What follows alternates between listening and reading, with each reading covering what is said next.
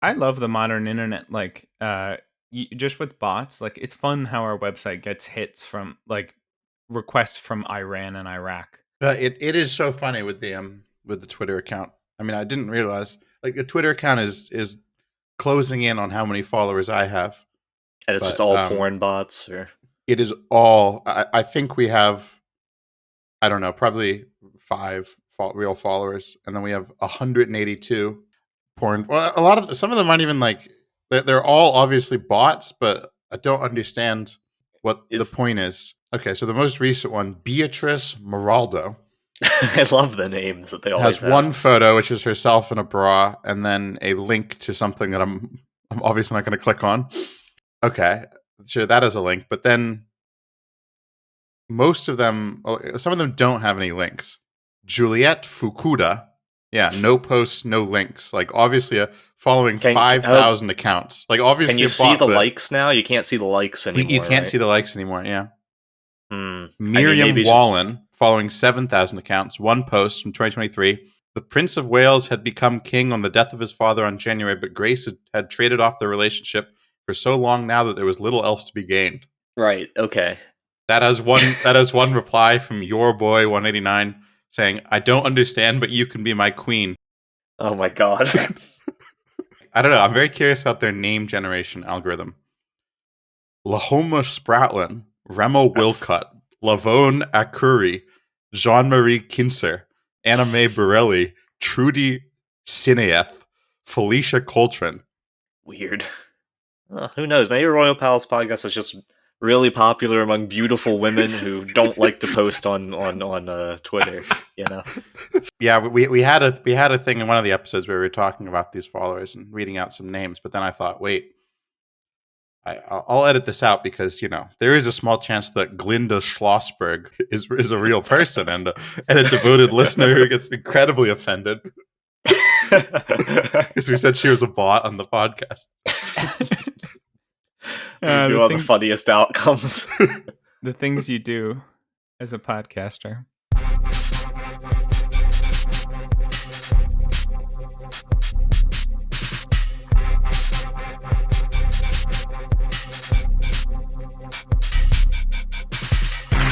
I've ordered every federal agency to eliminate rules that don't make sense.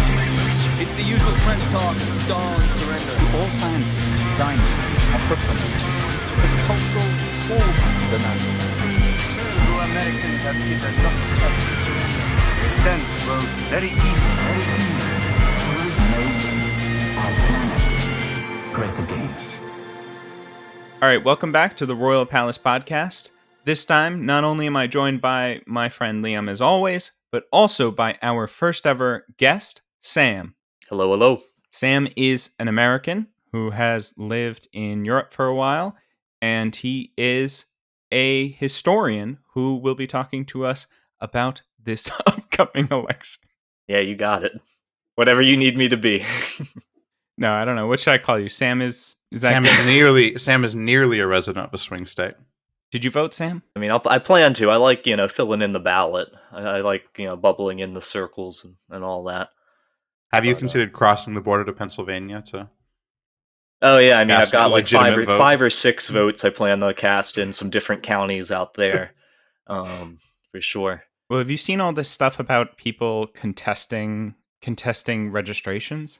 I mean, I know in North Carolina they're doing like purges or something like that. I haven't read the details on that, but Well, especially in Georgia, they passed this insane law that allows any citizen to contest a voter registration, and it forces the administration to actually do an investigation in a certain period of time. And so there's these conservative freaks who are sending in just basically computer-generated lists of fraudulent names. just Basically any black person they can find, and anybody who's named Jose is on this list. You know what I mean? naturally. And so you just have these poor election officials who are like, and it's always fine. Obviously, they obviously find nothing. But yeah, People are such psychos. I know last time around my mom volunteered at a polling place and she said it was just like singularly unpleasant. All the people would come up and get mad when she wasn't like demanding IDs because like Maryland, you don't have to like they don't need your driver's license or whatever for you to vote. I don't know. I've never actually voted in person, to be honest. I don't know what the You've never voted in person? I guess no, never because voted the in person. first you election turned I could vote 18 in living while in I was in France? France, Yeah. yeah. So, so I couldn't vote in 2016. So yeah, Well, this first is time I voted was 2018 midterms in France, and then I voted by mail when I was living in New York. So yeah, I've never voted in person. Actually, this will be an this is exciting super first exciting for experience you. for me. I Yeah, can't wait. I can't it's wait to really really good. I mean, at least stand for in me line at an personally, elementary school and my favorite part is there's never a line in Maine because we don't have any people. But my favorite part is opening the ballot and seeing all the other races that you don't hear about, and just being like, who are these? You know, by what basis should I decide which of these two Democrats should be county controller or whatever? Well, yeah. usually you don't get a choice, right?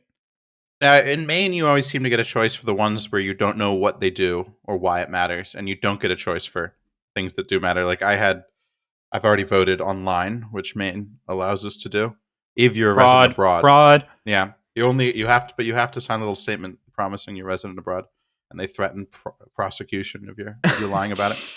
But don't worry, they balance that out by making it really hard to get the ballot. I thought I wasn't going to vote because the ballot request website just wouldn't work for me for weeks. Like it just wouldn't load. I thought maybe it was something to do with being abroad because that sometimes happens with American Yeah. websites that they just don't load when you're abroad. Which would be great for the website that's only for people who live abroad. But it turned out it didn't load for people in the U.S. either. So I was Awesome. eventually like, I got my dad called the state or something. It was some able to get it to work. But no, we had my two both state senate and state house representative races were uncontested, which is really cool. That's Yeah, I know I'll be putting in that's a lot of democracy. thought, like for clerk of the Orphans Court, and I think that's the funniest What is title that that? I ever see. I don't actually know, but it is on the ballot every time That's really I've great. voted. That's our funniest one, I think. But yeah, we elect all the judges and stuff, and No, we don't get to do that, unfortunately. We just have a lot of ballot measures for bond measures. I don't same. know if you have that there. Yeah, I always Yeah, just for the vote yes county. because I'm just kind of I guess I'm in favor of government spending. I vote everything except like if it's police related. And that's the thing. My brother got his ballot in the mail the other day because he requested a mail-in one. So we were looking it over, and they're trying to be sneaky. They're lumping in the police and the firefighters together, and we're like, no, sorry. If we have to defund the fire department to prevent the cops getting more money, I will do that. We don't have that in Maine because it's only on a state level. I mean, there is no county government in most New England states, basically. Right. Massachusetts has no county governments at all. Maine still has vestigial county governments that have a sheriff's department and jails, but they're pretty insignificant. So we just have state level ones, That's and then funny. also municipal ones. But my municipal ballot, the past few municipal elections, which we seem to have a bizarre amount of, the ballot has arrived by mail to me 4 to 5 months after the election, which I really enjoyed because that's so there's cool. no mail service that they've done where it took that long. That means that they've sent it for some reason. They've put it in the mail way after the election happened. I don't really get that. But no, we've never had anything police related. So I think I've never voted no on a state bond question. But I almost did this time because there was a question about $30 million whatever for funding tech stuff in Maine, and it was it started out with some environmental stuff. I was like, oh, that sounds good. Then it just says AI, and oh, this is some bullshit. But I voted yes anyway because I was like, this could mean job opportunities for me. I'd rather this happen in Maine I'd rather this money go to Maine than elsewhere. Liam, because of you, they're going to build a massive tech complex right off your exit or whatever. That's going to bring in thousands of cars and traffic. There's rolling I hope so. blackouts in the state of Maine due to the energy being siphoned off the grid by the new like AI Tennessee. farm. Is that actually happening down there? It's Elon Musk's AI grok data Oh, center, Jesus Christ. and they're promising, or the electrical utility is warning about like rolling blackouts for the city in order to ensure that the data center stays on. I bet the people of Tennessee realize that it's worth making some cuts to have grok be trained there. It'll pick up a little country twang. Exactly. I think the future of Twitter is going to be Receivership. they're going to be the ones running the bots. I had one little bit I wanted to jump in because the municipal elections thing reminded me, because this is something I've always found curious about where I grew up, beautiful Baltimore County, Maryland, is that we kind of have this other extreme where we do not have municipalities. Like At there's all? there It's are just no the county? towns. Yeah, it's it's county. only the county government, and it's all everything runs through the county council, and we don't have any. All communities are unincorporated, which is I don't know. I don't know how I feel about it. On the one hand, you got I guess less actors to get in your way on stuff. You know, you can run everything through the enlightened dictatorship of the county executive, but it is a little crazy. Like we don't have any mayors or city councils or anything. It's very much the opposite of what you're describing in New England. Certainly the opposite of France, that's for sure. Oh yeah. Yeah, New England works more like France in that in general. I didn't really realize like for a while just how big counties are and the rest. It sounds kind of exotic to me. Like I don't know. Yeah, It it's sounds funny. it sounds like out of a western or something. You're like, oh, I gotta go talk to the county about this or something. Like Sheriff Or- can't follow me over the county line. exactly. It's I don't know. It's very southern. Not to call Maryland southern. Don't worry. That's I'm very sensitive about that. So what do you guys think about the upcoming election on November 4th? I'm just glad they're having it. We should have I'm more. Yeah.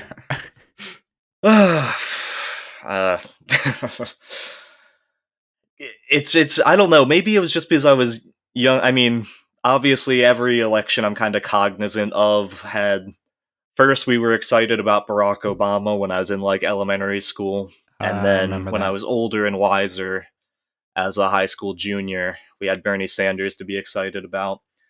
And now now the magic is gone. It's now I'm just along for the ride. Now I'm just hoping both campaigns are having fun. That's the main thing for me. Yeah, we really started out, given the ages we all are, we sort of started out our lives as adults with like things seeming like they were going to get better politically in the U.S.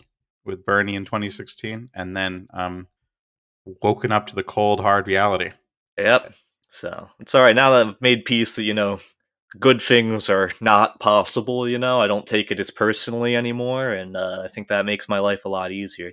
I get kind of confused when I see other people of a progressive persuasion that still get so upset about this stuff. It's just sort of like you kind of just gotta see the way it works, right? Like how the Constitution works here. The way this is all set up. The way we vote. I mean, very limited room for things to move in there. Can't take it too personally. What I find strangest is people who are older than us, meaning that they were adults through the Bush years and that kind of thing, and Clinton, how they still take this stuff seriously, like like surely just like living through Clinton, Bush, Obama doing almost nothing, and then Trump, and then having an absentee nursing home president for the past few years. Like how did that not make you completely blasé about all of this? I don't know. Yeah. It's not that I feel that there are no consequences whatsoever here. I do have concerns about at least the people around Trump, but Yes. Absolutely. I think he's surrounding himself with some cool people. I think that he seems like he's got a lot of normal, competent people around him. it's pretty clear he has never been more checked out in terms of he himself is now having more and more doesn't seem to know what room he's in moments. Yeah. And he certainly doesn't seem very concerned about being president for any reason other than his own personal immunity from conviction. Fair enough. I Which do fair feel enough. like Fair his enough. Yeah. understandable. If I could get out of doing any jail time by just becoming president, I guess I would go that Which way. is my go-to plan as well. Yeah, to be it's clear. like with Netanyahu. It's a sort of understandable motivation. Yeah. In a way, with I- everyone else, I'm like, why would anyone else want to be Yeah, president? most people, I'm like, I don't feel like politics is really for you. Just like collect the checks. Yeah, I do kind of fear that Trump's hangers-on have kind of learned how to be more efficient in their maneuvering in there, and that they would probably be able to pursue their own aims a bit more effectively this time around compared to in 2016. So that is a concern for me. But I'm deeply can say? concerned about this election, but I much more see it as I'm concerned because it's Harris versus Trump. Yeah, Less than I am about the specific outcome, because I think no matter what happens here, it's not going to be good. Especially because like every time anyone brings up something bad about Donald Trump, they kind of don't that it doesn't really resolve the issue when you think of like Harris winning. Like they should be running like Harris should be running on an anti-abortion platform. I don't like single issue elections, but I like, mean, you pro-abortion. Sorry. She should be running on Kamala Harris should be running on a pro-abortion rights platform, right? She should be Right. promising to actually do something about about abortion. Now, I don't like single issue elections. Obviously, I think that's already a condemnation of the state of American politics. But it at least makes sense. So when people say, "Oh, I have to vote for Harris because Donald Trump is anti-abortion," I'm just like, well, it doesn't sound like Harris is very pro-abortion. And I she hasn't appreciate- given me any reason to think that she's going to do anything about the Supreme Court or the federal courts, which ultimately have control over the abortion issue. So it's like, well, what is she going to change in this? I don't know. right. I would appreciate her or any Democratic candidate running on any issue. Really, Yeah. I mean, I voted for the Democratic senator in Maine who's running against our like incumbent, independent, pseudo-democratic senator Angus King, who always wins because I don't know. I think it's kind of small state mentality where you just sort of vote for your guys. Same with Susan Collins. Those are just like, oh yeah, those people have been around for a while and they're Mainers, so we'll keep voting for them. Doesn't really matter what they do or think. But I voted for the Democratic guy. I'd never heard of him. I looked up his website, and he's a single issue voter about making Congress, turning Congress into proportional representation. I love Which that. I was like, That's yeah, exactly, right. Like I looked at his foreign policy platform and it sucked. It was the same as everyone else. But I was like, okay, there's an issue. Sounds good to me. His opponents have no issues. He's got my vote. Yeah. No, I mean, and I guess, well, we know exactly what's happening. It's like, you can look back and when they first swapped Harris for Biden, like, it was for a couple weeks actually kind of combative, and especially when they picked Tim Walz to be the vice presidential candidate. Like, they were kind of hitting Trump on, like, things that freak out normal people, and there was a surge in the polls. And then the campaign got just, invaded by these Biden and Clinton people who pursue the same misguided cleave to the center strategy where it's like, well, we can't talk about issues because we might frighten these 6 Republican voters that we might be able to sway here just by talking about civility or whatever. Worse than Biden and Clinton people, it seems to have been invaded by Bush people. Right. Yeah. They're had to spend the last campaigning 2 on the weeks. back of a Cheney. Yes, exactly. Ugh. Exhausting. Just the worst thing you could possibly do to convince me to show up to vote for Harris. They can found it. Dick Yeah. Cheney. Yeah. It just, I don't know. And these people obviously all have their own internal numbers, but this is just not a meaningful category of people anywhere in America. It's just it's incredibly frustrating for me to see the way that we're obsessed with this, insulated, comfortable, suburban, center-right Republican voter, that it's just, is that really a more valuable category than just actually encouraging core Democratic constituencies to turn out, but that's the calculus that they seem to make time and time again. Yeah. It works great for Hillary. Yeah, well. They don't want to have to do anything for their They constituents. don't have to do anything. But they don't have Biden to. in That's the 2020 ran a much smarter campaign by promising that he'd do a bunch of stuff that got like young core Democratic voters out to vote, like about saying stuff about student loan forgiveness and so forth. And he obviously didn't do any of that, but you didn't have to. You don't have to. You just have to say something. You know what I mean? Yeah. Like, it's so easy to give empty promises. It's bewildering to me that this campaign is unwilling to even make any empy promises. And that's all Yeah. Trump does. He makes, Right, like, exactly. oh, He's we'll so look good at at it. We'll look yeah. at it, right? Like, Right. Someone tells us that, he's like, yeah, we'll do that. Yeah, sure.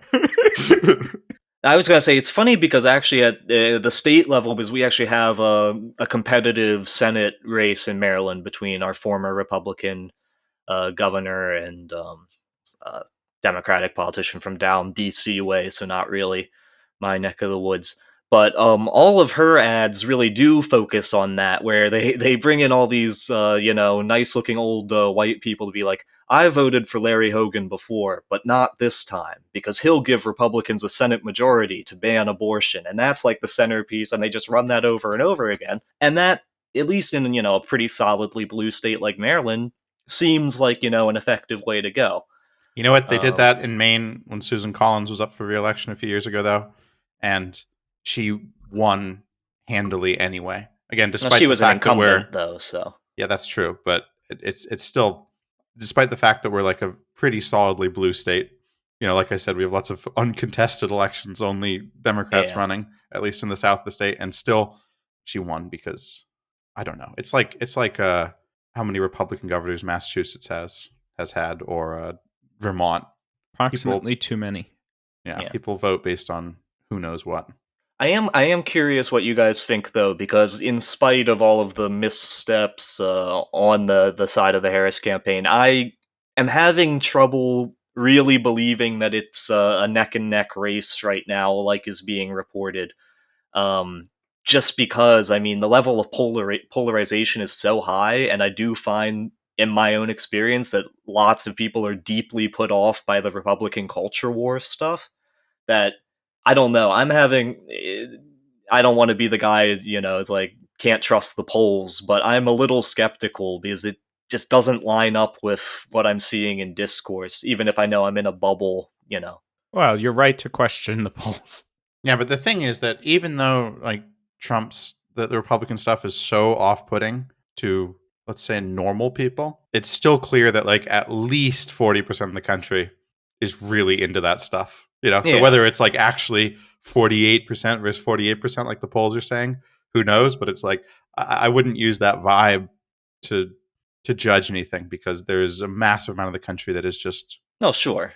I've met way too many Trump people, and I don't, that it's just for them. It's a foregone conclusion that they'll vote Trump. They don't follow. Oh yeah, exactly. A lot of what he does. I mean, there's the crazy people who do and who are into that and have "Make America Great Again" on their car. But there's just people I've met who are just like, yeah, I'm voting Trump. I'm like, no, there's no question for me about how Republicans are going to vote or whether they're going to vote. But I mean, I think that there's, Republicans still, like you say, it's 40%.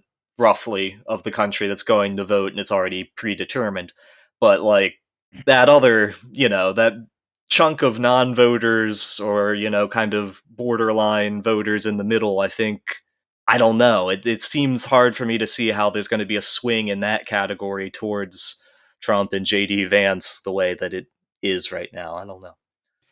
Yeah, I can't really I've never been able to wrap my head around a swing voter who could vote for Trump or Harris. That sort of, I really do find that hard to imagine. I guess I've talked to some. Like I can think of one guy that I met in the spring, and he was telling me that he was like usually votes Democrat, but was thinking of voting for Trump. That's because of the Gaza issue, actually. Right. That was when it was still Biden, so I don't know. Maybe he's changed his mind. Maybe he really likes Harris. I could see that as a reason not to vote for either, but right. the idea that you'd be like, oh, well, the Gaza issue is going to make me vote Trump. Like, what? Yeah, I feel like that just kind of muddles your protest vote in that case. Like, if you're voting for the guy who's just like, yeah, let's just nuke it. But there are polls now showing, I saw something recently showing that Arab Americans are now leaning Trump. Yeah. Apparently, which is astonishing. Yeah, I mean, it is a hard choice because it's like I understand. I hope their choice is just not voting or voting on. Yeah, but not voting doesn't exactly feel like a very good protest vote. It's not a very good protest vote. Right. I mean, not voting for one of the two. Cares. Like it could be writing, it could be writing in or just voting blank. Yeah. Because if Harris wins, no one's going to care about the turnout or actual number of people who voted for her. That Yeah, never of gets course. discussed. And if she loses, that protest vote is only going to be talked about in terms of like blaming those people, not in any sort of constructive way. So it is a No, very of course. useless protest vote. There's no way to win here. Yeah, I mean, exactly. I was saying this the other day that win or lose, the lesson they will take away is to ignore the progressive left. That is what they are primed to believe. If they win, it's No proof matter that they what, no don't matter need what. those people. If they lose, it's proof that they can't be relied upon. It's Right. For the Democratic there's Party to change their strategy about that even slightly, they would have to be out of power for like a decade. But that will Yeah. never happen because Republicans are just as or more incapable of getting people to actually like them. The Democratic Party would have to be a completely different. It would have to be the Democratic Party before the 70s. Yeah. It would actually have to be accountable to unions. I loved all the drama earlier in the summer about my union, the International Brotherhood of Teamsters, with our fearless leader speaking at the RNC. That was awesome. Wait, what? Um, I didn't hear about this. You didn't? yeah, this was No. a whole thing. The union declined to endorse in the election, Okay. and the speaker went to the RNC, with the idea that it's like about making a case to as broad of a section of, to as broad of an audience as possible, um, which I personally think is stupid because it's purely a propaganda coup for the right to pretend that they're a Right. pro-workers party while they would absolutely just outlaw the right to What do you say organize. there? Well, it was just the normal stump speech about. I didn't even listen to it. I'm sure they got in some punches of the Chinese stealing our jobs or whatever too. Probably not relevant for the Teamsters, but still, it's That's too what bad you because, got to. I mean, just looking on the outside, I was like looking at the change in the Teamsters and thinking, wow, this looks like a good thing. They've still been good for their members. That's the thing. I think this is like stupid on a national political level, but the contract they got with UPS was good, and the stuff they're doing with regard to Amazon is good. I just think that the political messaging there is idiotic, and declining to endorse is stupid because, again, Republicans are just an absolutely anti-labor party. Like they would just ban our right to organize if they could. I mean, I do see declining to endorse. I don't see speaking at the RNC. Yeah. Like, I mean, I don't know. I'm not saying there is a path forward for this where like the union can actually have a political success, but how do you get the Democratic Party to even view you as mattering in an election? That's Yeah, true. you should ask for something before endorsing. That is true. I don't think we'll ever go back to the time where there were union bosses in smoky rooms in the DNC headquarters who were like, if you don't pick my guy, I'm not my boys won't support you. But like that's the only way there's like a Democratic Party that I can imagine that is not just like whatever Bezos wants. I doubt union leadership. I don't know anyone really cares who they endorse. Also, like I doubt very many It union doesn't members sway care anybody, but right, because that electoral politics has become so completely disconnected from that world. Like yeah. I'm sure there's loads of Teamsters who support the more radical like leadership, but vote for Trump just because it's completely a culture war vote. Republican versus Democrat these days. There's no which is again equally the Democrats' fault. But yeah, I don't know. Any European swing we want to put on this? Yeah, I wanted to just say so we've been pretty negative, I think, about what's been happening in France, right? We in our last episode about how Macron chose the right, we had a pretty negative perspective. Yeah, for good reason. Yeah, for good reason on the future of France. But I do think it's important for our listeners to kind of contextualize the difference between what's going on in France and in the United States.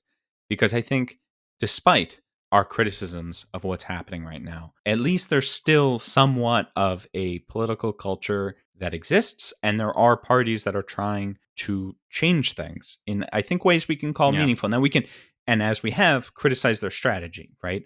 Liam and I certainly think at least that the left has almost too broad of a coalition to the point where they're kind of unable to do anything. But, they did get a large portion of the vote, and they are pushing as a unit policies that I think the Democratic Party would dismiss outright as being, leftist communist conspiracy, despite the fact that they're relatively modest. Right. I agree, and I think a bit. We're just talking about unions here, and it's so dramatic to see the difference in the way that unions behave and are perceived in France versus the U.S. Even if union membership density in France is not considerably higher than the U.S., I believe, if No, you it's look on at the par. numbers. Yeah. But they're just so much more effective in terms of organizing and in terms of throwing their weight around politically, and people feel much more attached to their unions and to other social organizations. And I think that's one of the major things. And maybe it's partly because France, I mean, it's a very different political culture. It's also just a different, I think, socio-political organization. People are less atomized than in the US, in part because they live in smaller, more tightly knit, more urban communities. I think that's part of it. But I feel like French people are a lot more conscious of how politics impacts them personally and their corporate interest in relation to the state. It's my personal take. Yeah, this is the worst part of the decade to be an American in Europe every 4 years, because everybody asks me about the American election all the time, and Europeans have a understandable interest in it, and lots of like Europeans, pay way more attention to the American election than they do to elections happening in neighboring countries. Um, which I understand on the one hand, because yeah, obviously whoever wins in the US, it matters a lot for Europe. It matters a lot for the whole world. We're the global hegemon. It's our elections are everyone elections. But I really hate everyone asking me about it, because I think the thing that Europeans don't get is that it's not. I don't think the US is a democracy in the same way that European countries are. You know what I mean? I've Yeah, stopped paying attention to the most part to American politics, and I still pay attention to European politics, because even if things are often just as depressing here as they are in the US, at least I can like see paths for things to change in Europe.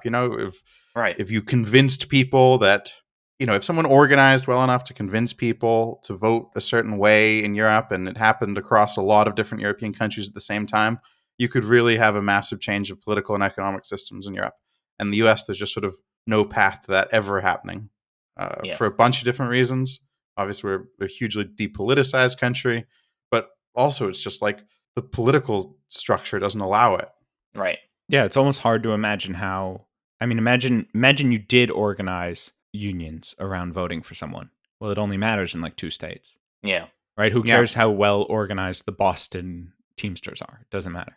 Yeah, and the fact that there's no hope of there ever being a party that isn't one of these two virtually identical parties is so depressing. So what I always try to tell Europeans is like, do not pay attention to this. Like, sure, pay attention to who wins, pay attention to what the US government is doing, but do not talk to me about like different political personalities in the US or polling or anything. Like, it doesn't matter. I think foreigners should look at the American government, American elections, sort of with the attitude that like Kremlinologists used to look at the Soviet Yes. Union. You know what I mean? They weren't looking at it in terms of like, ooh, which political force is winning here? What do people support? No, they're just looking at it with like, how do we analyze these particular figures and their interests and what sort of hidden things are happening within the government? It's exactly the same in the U.S.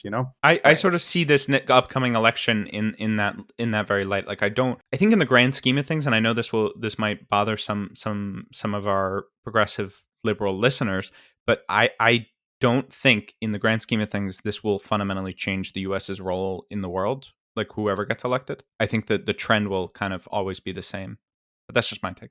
I don't know. I do think that Trump hurt America's role in the world, which I see as a kind of good thing. Not at That's all as an why endorsement of Trump, but I why do Richard sort of Spencer circled around to become a Biden guy, right? Because he concluded that Biden was a better steward of American empire, right? I mean, the one thing I liked about the Trump times is that it really embarrassed Europeans so much and like push them away from us, which I think is an absolutely necessary thing for the world to have any hope of combating climate change and not to stumble into some stupid world war with China or Russia. Is for European countries to stop being American lapdogs and have their own independent foreign policy. This is a Gaullist podcast. We should keep it exactly, which unfortunately shows no chance of happening currently because of Germany. But and it would be ridiculous to ever come around to that being like a reason I would want Trump to win. But it is nevertheless something that I think in 2016 to 2020, I was like, that is a positive thing, that it's so embarrassing. It was kind of the same with the Bush years. So I think it does matter in that way, that it is like, I agree with you on the 2016 election, of course. But, I don't know. Was Biden... No, but he's not embarrassing for some reason. Well, not as much. I don't know why. Like, this is like totally a media perception, and like the perception of the European, media and political classes more than like a real thing. But no, I don't think they felt as embarrassed about Biden. And I think that's kind of why the past 4 years of Biden have been, foreign policy wise, all about, like, the dominant trend was all the European NATO countries like completely getting back under the American wing. And that's true. And reinforcing NATO.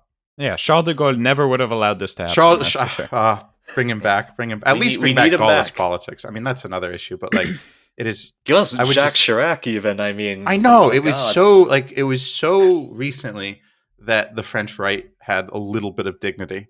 And now they're just all, let's do some AI and anti-immigrants, and let's use the AI on the immigrants. And now, like, Macron, I would say, is actually like more Gaullist than the French right. Like, I mean, he loves America, didn't he? Used to be in that, like, the French American Society, whatever it's called. But he at least has like a little bit more of a spine than any of the actual French right wants to have. Yeah. And more than any German could ever have, unfortunately. Oh, God. And that's the insane thing, is we spent 4 years on this of, under Trump, the U.S. can't be trusted to keep its commitments. It can't be a guarantor of European security. They're talking about all this stuff, all this need to centralize and cooperate at the European level. And then it just all gets tossed the first minute that they can. The first minute they don't have to worry about They were never that serious anymore. about it. They didn't want, like, when these people invest in European security, it just means buying Israeli and American weapons. Like, they don't actually have like a vision of European sovereignty that would actually be assured by the continent. Yeah. I mean, they are now spending the money on it, but they're spending the money in a way that is fully insane to ways, American frittering it interests. away in 38 different ways to the Americans, to the South Koreans, instead of buying their own. It drives me insane. It's, you would think the Germans would at least be looking out for, like, Rheinmetall's bottom line enough, but no, apparently. Rheinmetall's been doing pretty good. That's they've been doing pretty well. They could be the doing only a lot part better. of German industry that's been doing well is arms manufacturing. Yeah. But yeah, and obviously this is not, if they're I don't know much about the German defense industry, but if they're investing in new factories to fuel this craze of giving weapons to Ukraine, so that would be incredibly stupid, because it's going to be a very short-lived thing. Well, and also weapons, like, from a defense standpoint. I mean, Sam's our war historian on the podcast, of course. So correct me if I'm wrong, but I'm just like, building up European security by building up weapons is not enough. You need people to actually be able to use them. You know what I mean? Like, the last thing I would advocate right now is any European country spending more on defense, because again, it's just subservient to NATO. So it's not about that. I'm very much opposed to all the European countries that are increasing their defense spending, because this is just benefiting American empire and Israel. Oh, for sure. But if Charles de Gaulle was still alive, that's not what it would be. But yeah, so I don't think it's about spending. I want policy first. I want there to be some, basically like the Wolfgang Streeck thing. Unfortunately, I mean, a part of it is, and this procurement stuff is at the core of it, it's like how much European defense manufacturing will survive through the next few decades. Because, like, I mean, hugely important for France is, like, the aviation sector, Yeah. And so for Dassault to remain afloat, they need to sort of have that money coming in now to be developing the fighter for 15 years in the future, and they need to have hard commitments on that. And so, unfortunately, the French are tied to the Germans on their fighter jet program, their tank program, all of this. And so when the Germans aren't willing to make hard commitments on that, it jeopardizes the survival of defense manufacturing in Europe. And if that withers, then there's just complete dependence on American companies down the line. Yeah, it'd be awesome. They're all going to have, what's the latest The F-35, which Yeah, they're all was a disaster for. The Europeans should never have agreed to that. There should have been a European. they're all going to have F-35s, and every time they break down, they're going to have to call in an American-approved contractor to I don't know, update the firmware or whatever. Yeah, given the exponential increase in development cost for aircraft in particular, we are rapidly heading towards a situation where only the US, China, and potentially India over the next couple years will have the capacity to independently develop anything. So, we'll see. But it's a thing where there's no long-term... I guess what it all comes back to is there's no long-term vision anywhere in Europe towards having any serious autonomy from the U.S. And Trump winning wouldn't force that vision to appear. It feels like the Germans specifically don't want to have a vision. They're scared of having a vision, and they just love being American puppet state for some reason. But I do think who wins kind of matters for Europe in that I think Trump winning again and presumably being even more insane than last time and having even crazier people in positions of power would sort of push European liberal governments into, I don't know, away from the US to some extent. Maybe not in a lasting way, but... No way for us to know this beyond pure speculation, but, Trump promising to end the war in Ukraine within 24 hours, what does that mean? What does that even look like? Obviously not possible, but one can only assume that the idea is to push them towards total capitulation. I can't see what other avenue exists there.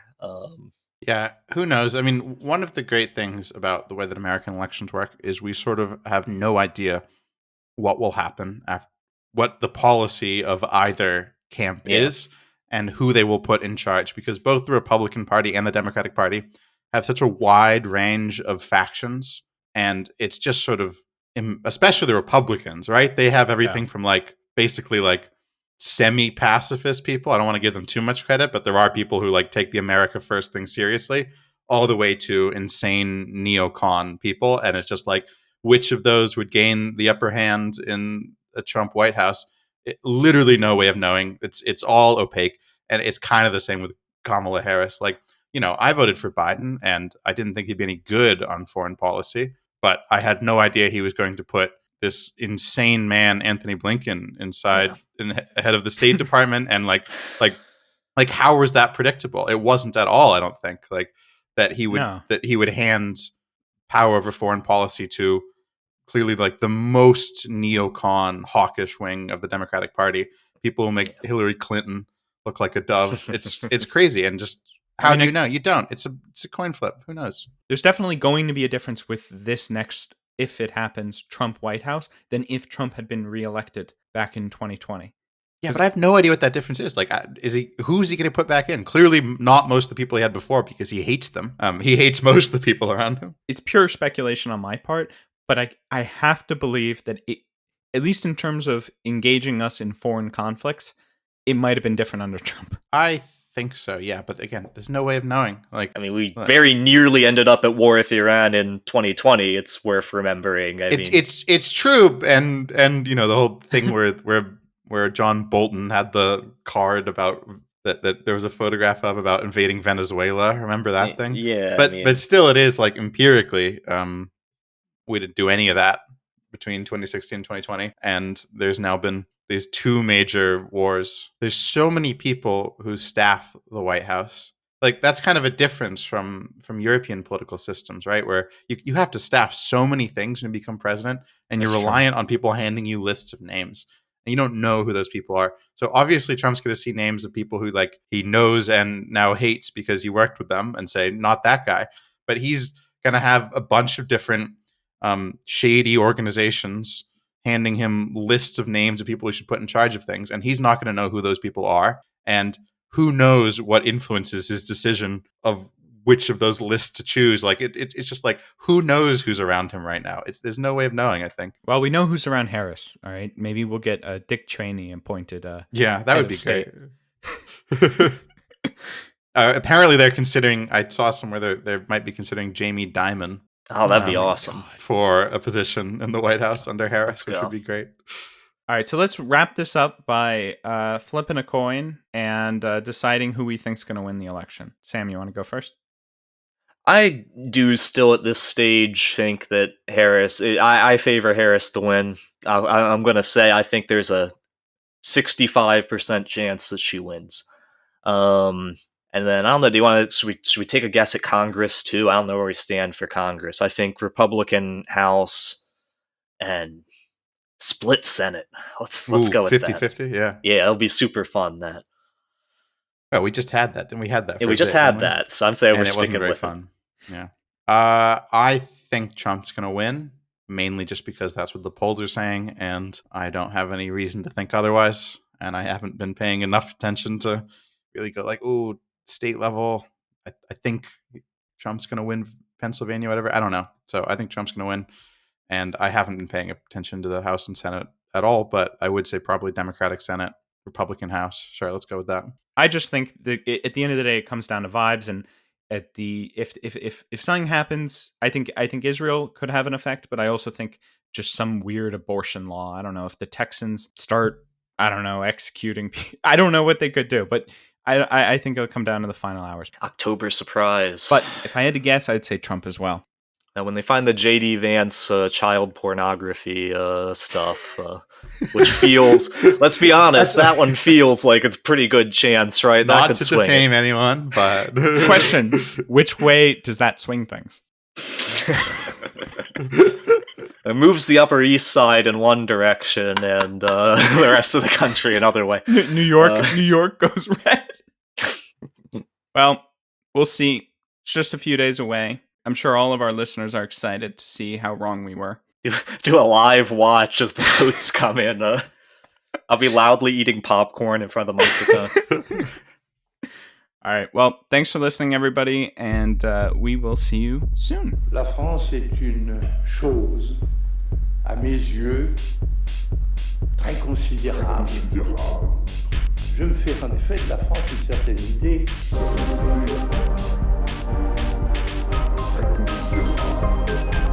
Je veux dire par là qu'à mon sens, elle est quelque chose de très grand. Je me fais en effet de la France une certaine idée.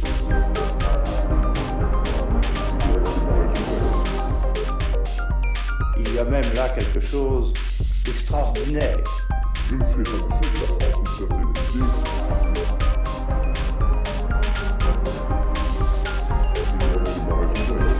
Il faut que la France joue son rôle, c'est exact.